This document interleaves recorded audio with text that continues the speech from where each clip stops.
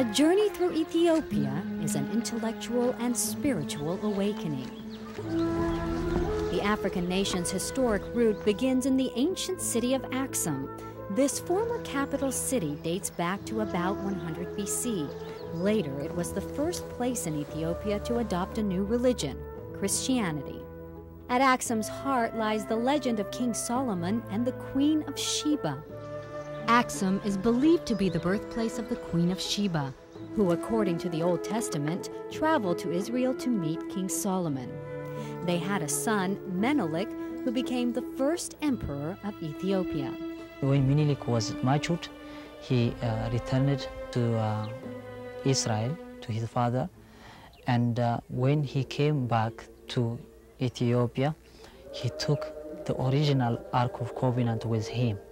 To this day, Axumites say the Ark, which once housed the Ten Commandments, is hidden in this building and guarded by a select group of monks whose life's work is protecting the sacred vessel.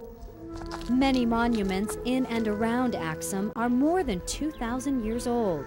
Massive towering sculptures erected during the Axumite Empire pay homage to a mysterious past. The significance of this stele still is not known, still under studies by the archaeologists, but they say that it was a burial place, maybe one of the most important person.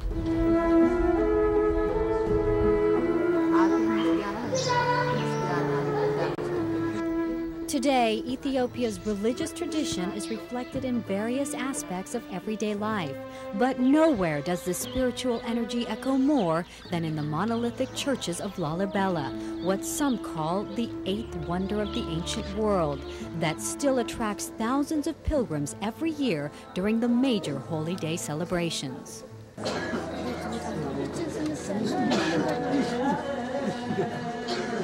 These churches are built in the 13th century, but that thing makes these churches special from other historical antiques or open museums. Still, these churches are giving service for the local people.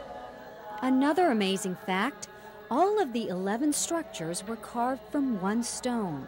The architecture is amazing. I mean, how did they do it? It's like the church comes out of the rock. I've read so much about it and seen so many pictures and heard so much about it that I've been in Ethiopia for about 3 weeks, and this is my last stop before I go back to Addis. And what do you think? It's just wonderful. The pictures and what I read didn't prepare me for the scale of it and just how much it must have taken to do this. It's not like anything we know back home. It's very different. The churches were built by King Lalibela, the youngest son of the royal line of the Zagwe dynasty. Poisoned by his own brother, Lalibela would fall into a 3-day coma, during which it is said he was transported to heaven, where God told him to return to Roha and build churches, the like of which the world had never seen before.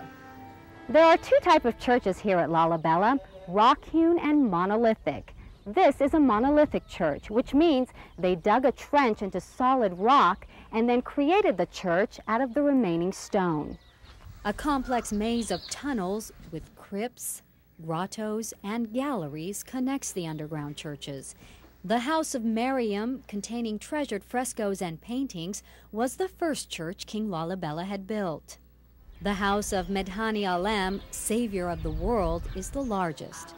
This church, it has about 72 pillars inside and outside. And that church is a typical basilica type of church. This means Roman Catholic church. The House of Golgotha contains the king's tomb. St. George Church is the last church built by King Lalibela. And this church is also the best in its architectural style. But the experience of Lalibela would not be complete without its charming accommodations. Perched on top of a hill in the village, the Roha Hotel mimics the architecture of the churches, with rooms that yield magnificent views of the mountainous countryside. Upon request, the hotel provides local entertainment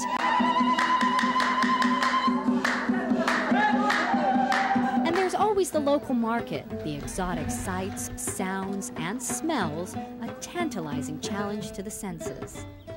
But perhaps the most inspiring experience comes from the people themselves, who exude a genuine warmth and welcoming spirit.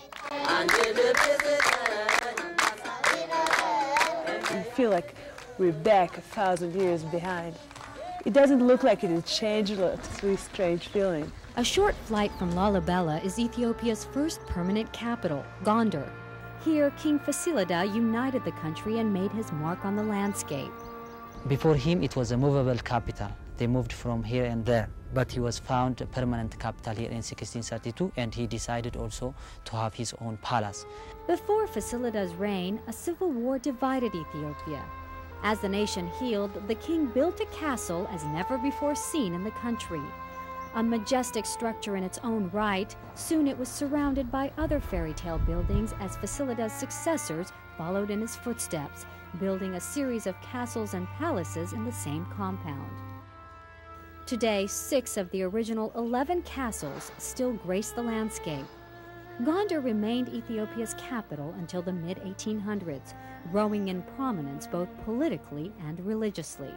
Of the 44 churches believed to be built during this time, only a few survived, and the Church of Debre Selassie is considered the most noteworthy. This small church, unimposing and tucked into a hillside, contains some of the most celebrated frescoes in Ethiopia. Prevailing through the ages, the dazzling display of color depicts the life of Christ as well as honoring saints. Its ceiling, row after row of angels who watch down on the congregation, because Debre Selassie, as most of the other ancient churches here, is still in use. Ethiopia's past remains very much a part of its present, and visitors may savor it with each new discovery. Rudy Bhaktiar, CNN, on Ethiopia's historic route.